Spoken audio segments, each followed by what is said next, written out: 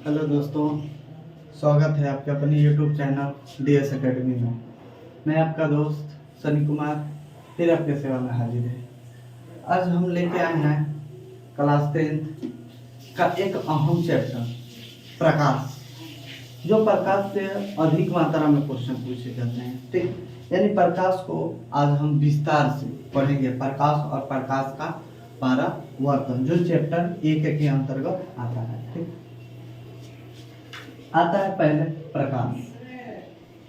प्रकाश, ठीक, यानी कि सबसे पहले कि प्रकाश वह कारक है जिसकी सहायता से हम वस्तुओं को देख सकते हैं। ठीक है, मतलब कि प्रकाश की सहायता से हम किसी भी वस्तु को देख सकते हैं। यानी कि हमें कोई भी वस्तु को देखने के लिए किसकी आवश्यकता होती है?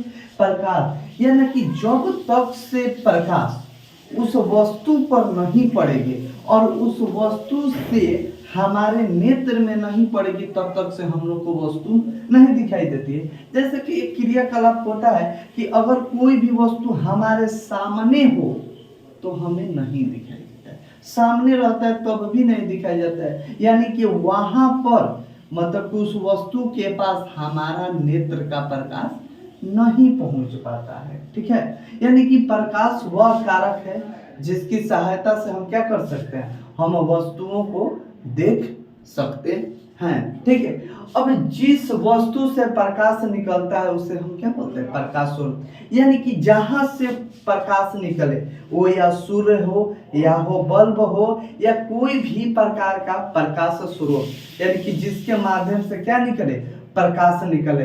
यानी कि जिस वस्तु से प्रकाश निकले उसे क्या बोलेंगे? प्रकाश स्रोत। और प्रकाश स्रोत को दो भागों में बांटा गया। पहला है प्राकृतिक और दूसरा है मानव निर्मित। प्राकृतिक के रूप में कौन आएगा? यानी कि प्राकृतिक में वह भाग जिसके पास स्वयं का प्रकाश हो, जैसे कि सूर्य हो गया और तारा हो गया, लेकिन चंद्रमा नहीं होगा। चंद्रमा क्यों नहीं होगा? कि चंद्रमा सूर्य के प्रकाश से क्या हो रहा है? प्रकाशित हो रहा है। दूसरा मानव निर्मित। मानव निर्मित में आ जाएगा मोमबत्ती, लाइट, ट्यूबलाइट इत्यादि हुए। ठीक है, इसको हम लिख देते हैं। ठीक, कि प्रकाश वह कारक है, प्रकाश वह कारक है जिसकी सहायता से हम वस्तुओं को देख सकते हैं। ठीक, यानी कि कोई भी चीज को देखने के लिए किसकी आवश्यकता पड़ेगी? प्रकाश की। ठीक, दूसरा कि जिस वस्तु से प्रकाश निकले उसे प्रकाश स्रोत कहते हैं। यानी कि जिस वस्तु से क्या निकले? प्रकाश निकले। ठीक है, यानी कि जिस वस्तु से प्रकाश निकले उसे क्या बोलते हैं? प्रकाश स्रोत। ठीक, प्रकाश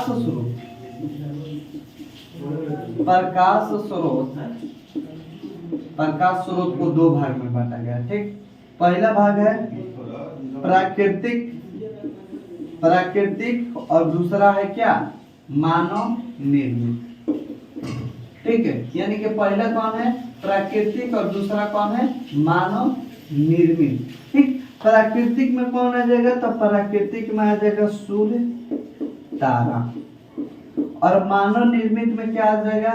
तो लाइट, लालटेन, ट्यूबलाइट इत्यादि आ जाएगा। ठीक है, यानी कि ये प्रकाश स्रोत हैं। यानी कि इन्हीं के माध्यम से क्या होता है? प्रकाश निकलता है। अब आते हैं अगला।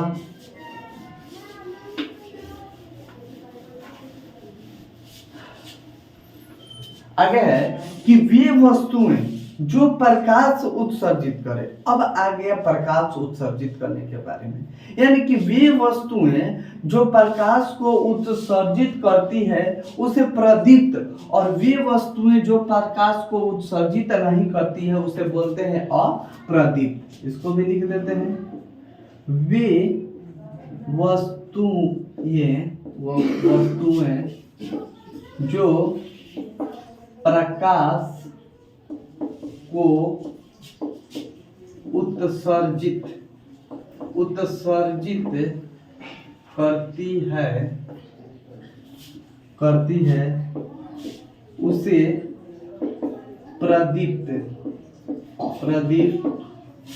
और जो प्रकाश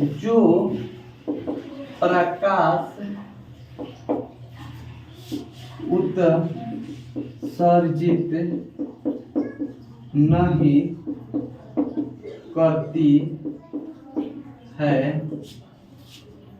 नहीं करती है उसे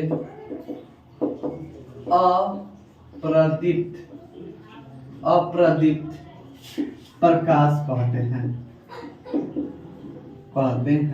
ठीक है, अप्रदीप्त प्रकाश कहते हैं। यानी कि जो वस्तुएं प्रकाश उत्सर्जित करती है उसे प्रदीप्त, और जो वस्तुएं प्रकाश उत्सर्जित नहीं करती है उसे क्या बोलते हैं?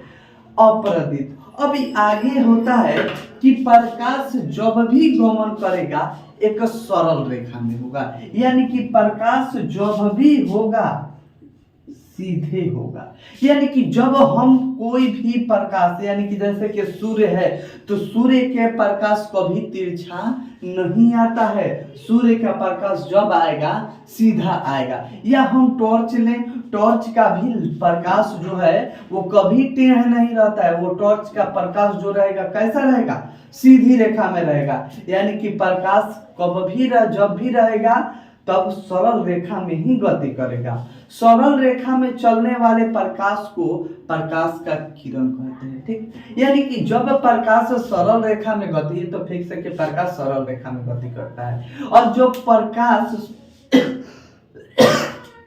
सरल रेखा में गति करेगा उसे हम क्या बोलेंगे? प्रकाश की किरण बोलेंगे। ठीक है, अब आगे प्रकाश की किरण, यानी कि मान लीजिए कि ये प्रकाश का कोई स्रोत है, अब यहाँ से प्रकाश निकले। ठीक, यानी कि कोई एक निश्चित स्थान से प्रकाश निकला ना, और प्रकाश निकला यानी कि यहाँ पर प्रकाशों का समूह हुआ, यानी कि प्रकाशों के समूह को क्या बोलते हैं? किरण पुंज बोलते हैं। क्या बोलते हैं? प्रकाशों के समूह को हम क्या बोलते हैं? किरण पुंज बोलते हैं। इसको भी नोट कर देते हैं। ठीक, प्रकाश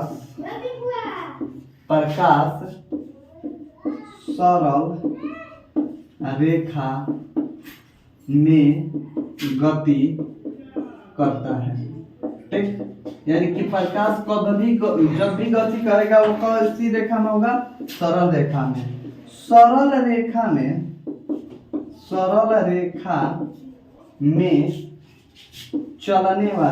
चलने वाली प्रकाश को प्रकाश का किरण कहते हैं। प्रकाश का किरण कहते हैं। ठीक, यानी कि सरल रेखा में चलने वाली प्रकाश को क्या बोलते हैं? प्रकाश के किरण कहते हैं। और जहां पर प्रकाश के किरणों का समूह हो, यानी कि यहाँ से एक मान लीजिए कि ये केंद्र है और यहाँ से प्रकाश उत्सर्जित हो रहा है, यानी कि यहाँ पर प्रकाशों का समूह है ना, यानी कि इसे क्या बोलेंगे? प्रकाश का किरण पुंज। और प्रकाश का किरण पुंज 3 होते हैं। पहला है अपसारी, दूसरा है समानांतर और तीसरा है अभिसारी। ठीक,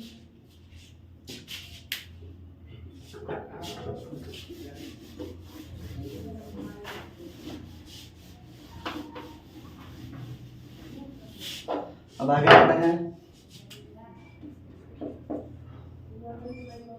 प्रकाश के किरणों के समूह को प्रकाश का प्रकाश का किरण पुंज कहते हैं, प्रकाश का किरण पुंज कहते हैं। ठीक, अब आगे आता है कि प्रकाश के किरण पुंज। प्रकाश के किरण पुंज, प्रकाश के किरण पुंज को 3 भाग में बांटा गया, 3 भाग में बांटा गया है। ठीक, 3 भाग में बांटा गया। पहला है कौन? तो अपसारी, अपसारी। दूसरा है क्या? समानांतर तर। तीसरा है क्या? तीसरा है अभिसारी। ठीक, यानी कि पहला है अपसारी, दूसरा है समानांतर और तीसरा है क्या? अभिसारी। यहाँ तक नोट कर सकते हैं।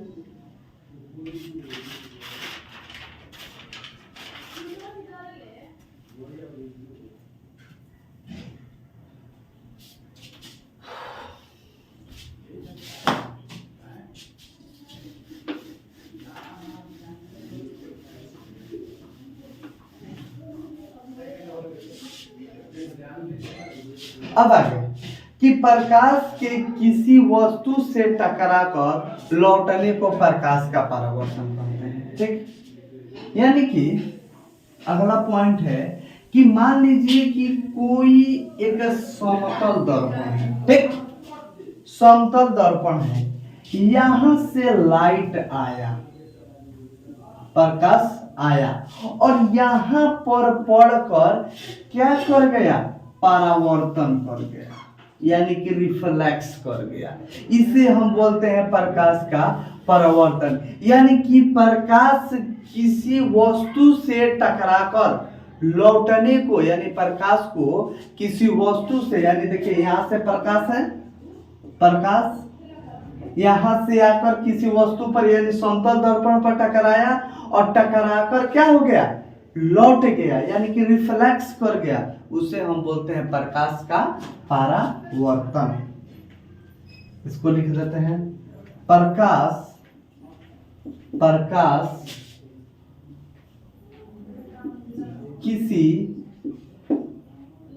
प्रकाश किसी वस्तु से टकराकर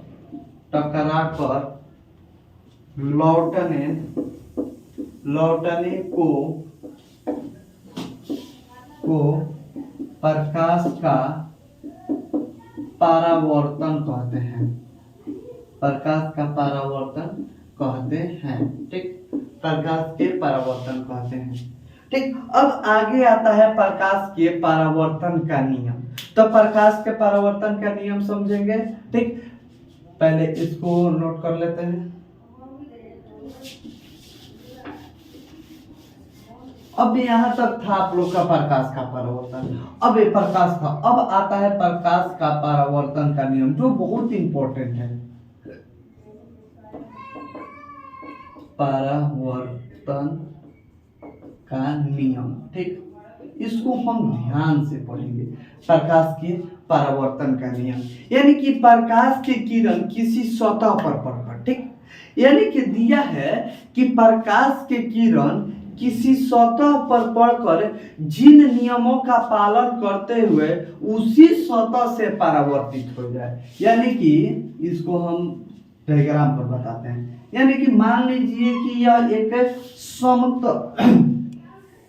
समतल दर्पण है। ठीक, समतल दर्पण है। ठीक, समतल दर्पण। ठीक, अब यहां पर क्या हुआ कि यहां से प्रकाश चला, ये इसका केंद्र पॉइंट है। ठीक, प्रकाश क्या हुआ कि यहां से चला, यानी कि आपतित किरण। ठीक, यानी कि प्रकाश यहां से चला कहां? समतल दर्पण पर, यानी कि जिस बिंदु पर आकर टकराएगा उसे हम बोलते हैं आपतन बिंदु। और ये अपना हो गया समतल दर्पण, समतल दर्पण। ठीक, यानी कि आपतित किरण आपतन बिंदु पर क्या हुआ, आके टकराया, और टकराने के बाद क्या हो गया, तो रिफ्लेक्स हो गया, यानी कि क्या हो गया, तो परावर्तित हो गया, जिसे क्या बोलेंगे, परावर्तित किरण। ठीक, यानी कि इसे क्या बोलेंगे, परावर्तित किरण। यानी कि समतल दर्पण पर कोई वस्तु, ठीक है, समतल दर्पण पर कोई वस्तु किसी सतह पर टकराकर जिन नियमों का पालन करते हुए उसी सतह से दूसरी तरफ रिफ्लेक्स कर जाए, या प्रकाश के किरण किसी वस्तु पर पड़कर जिन नियमों का पालन करते हुए उस सतह से परावर्तित हो जाए, उसे परावर्तन का नियम कहते हैं। ठीक, यह आपका आपतन बिंदु हो गया। यहाँ से एक डॉट डॉट खिंचाता है जिसे हम बोलते हैं अभिलंब, अभिलंब। ठीक, जिसे बोलते हैं क्या, अभिलंब। यानी कि सबसे पहले तो इसका नियम लिख देते हैं हम। ठीक, यानी कि प्रकाश के किरण, प्रकाश के किरण किसी सतह से टकराकर, ठीक, टकराकर, प्रकाश के किरण किसी सतह से टकराकर जिन नियमों का पालन, जिन नियमों का पालन करते हुए उसी सतह से परावर्तित, उसी सतह से परावर्तित हो जाती है। ठीक, उसी सतह से परावर्तित हो जाती है, उसे प्रकाश के परावर्तन, प्रकाश के परावर्तन का नियम कहते हैं। ठीक, यानी कि स्पष्ट रूप से हो गया कि प्रकाश के किरण किसी सतह से टकराकर जिन नियमों का पालन करते हुए उसी सतह से परावर्तित हो जाती है, उसे हम बोलते हैं क्या, प्रकाश के परावर्तन का नियम बोलते हैं। अब बारी बारी से इन सब के बारे में, यानी कि इसको बोलते हैं हम क्या, आपतन कोण बोलते हैं। क्या बोलते हैं, आपतन कोण। और इसको बोलते हैं क्या, तो परावर्तन कोण, परावर्तन कोण।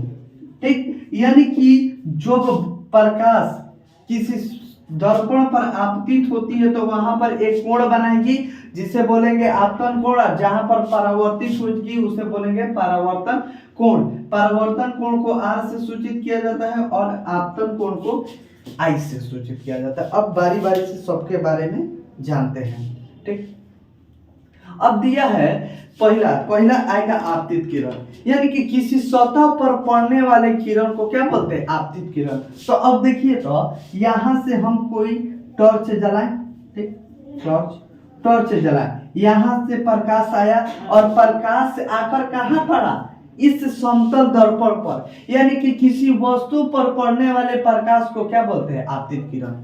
याद हो जाएगा, यानी कि किसी वस्तु पर पड़ने वाले प्रकाश के किरण को क्या बोलते हैं, आपतित किरण। अब आएगा आपतन, जिस बिंदु पर आपतित किरण आकर मिलती है उसे क्या बोलते हैं, आपतन बिंदु।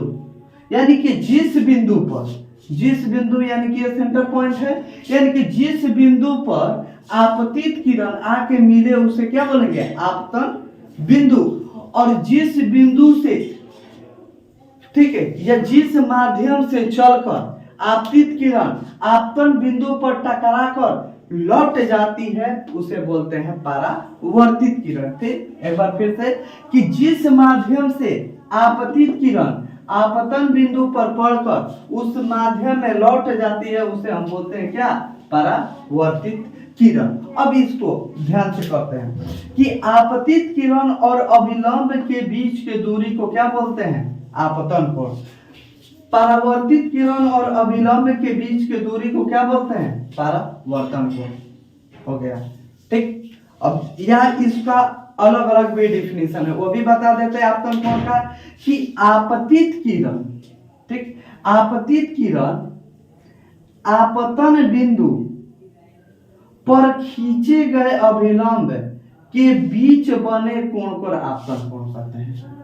दो टाइप से यहाँ पर डिफिनेशन हो गया, यानी कि आपतित किरण और अभिलंब के बीच की दूरी को आपतन कोण कहते हैं, और दूसरा हो गया कि आपतित किरण आपतन बिंदु के अभिलंब पर बने कोण, ये अभिलंब से बने बीच के दूरी को क्या बोलते हैं, आपतन कोण, या ऐसे इसको बोले आप परावर्तन कोण। आपतन बिंदु और अभिलंब द्वारा खींचे गए, ठीक है, किरण अभिलंब द्वारा खींचे गए परावर्तित किरण और अभिलंब के बीच की दूरी को क्या बोलते हैं, आपतन बिंदु बोलते हैं। इसको एक बार फिर से इसको लिखवा देते हैं, ठीक। हमको लगता है कि लगभग सब क्लियर हो गया होगा, ठीक है। आपतित किरण एक बार फिर से बता देते हैं, जिस माध्यम से प्रकाश चलकर आपतन बिंदु पर आपतित होते हैं उसे हम बोलते हैं आपतित किरण। जिस बिंदु पर आपतित किरण आकर मिलती है उसे आपतन बिंदु बोलते हैं। परावर्तित किरण, यानी कि आप जिस माध्यम से आपतित किरण आपतन बिंदु पर पड़कर उसी माध्यम से परावर्तित हो जाते हैं, उसी माध्यम में लौट जाती है, उसे हम बोलते हैं क्या, परावर्तित किरण। आपतित किरण और अभिलंब के बीच बने कोण को आपतन कोण कहते हैं। परावर्तित किरण और अभिलंब के बीच बने कोण को क्या बोलते हैं, तो बोलते हैं परावर्तन कोण बोलते हैं।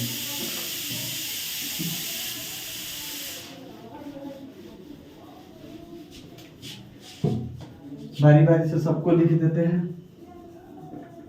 आपतित किरण, ठीक, आपतित किरण। आपतित किरण है कि किसी सतह पर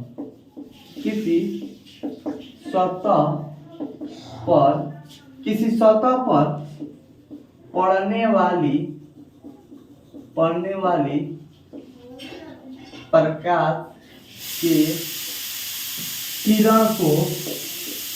प्रकाश के किरण को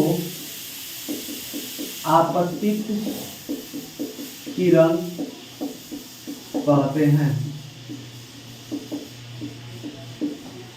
दूसरा है आपतन बिंदु। आपतन बिंदु यह है कि जिस बिंदु पर आपतित किरण आकर मिले, जिस बिंदु पर आपतित किरण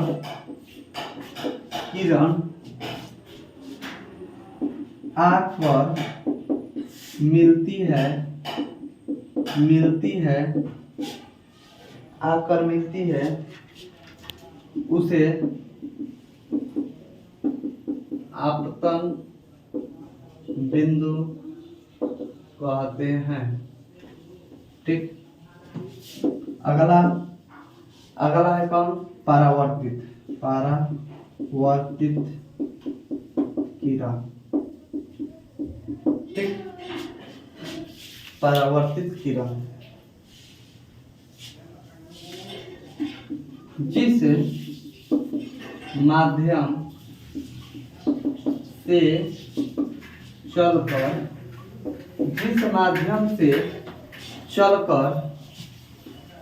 आपतित किरण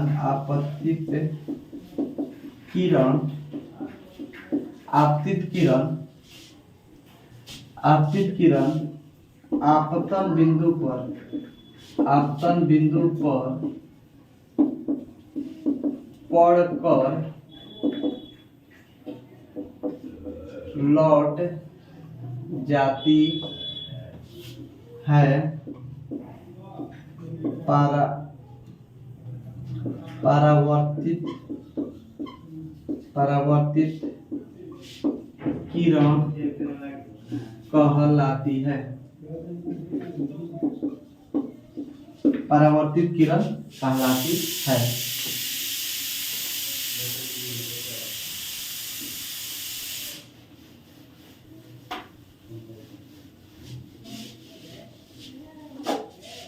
अगला है अभिलंब।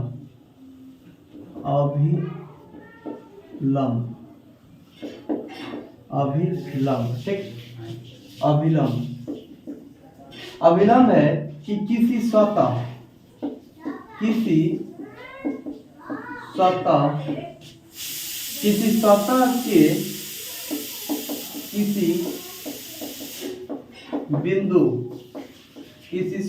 के किसी बिंदु पर खींचे गए लंब को अभिलंब कहते हैं। अभिलंब कहते हैं, ठीक, अभिलंब कहते हैं।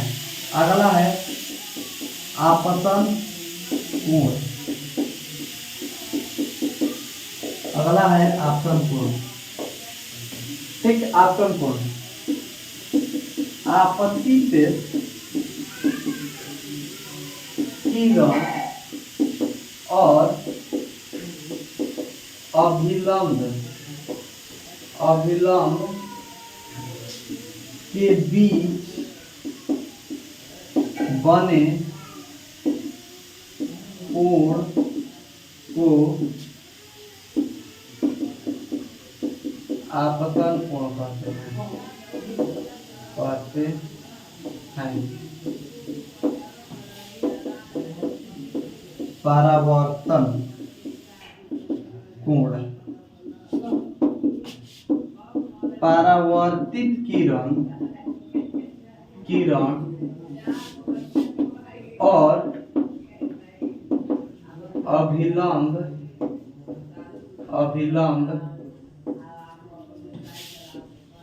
के बीच बने कोण को परावर्तन कोण कहते हैं। ये आपका परावर्तन कोण समाप्त हुआ। मिलते हैं अगले पाठ प्रकाश के अपवर्तन के नियम में। वीडियो अच्छा लगे लाइक करें, शेयर करें, सब्सक्राइब करें और कमेंट में बताएं कि आज का वीडियो कैसा लगा।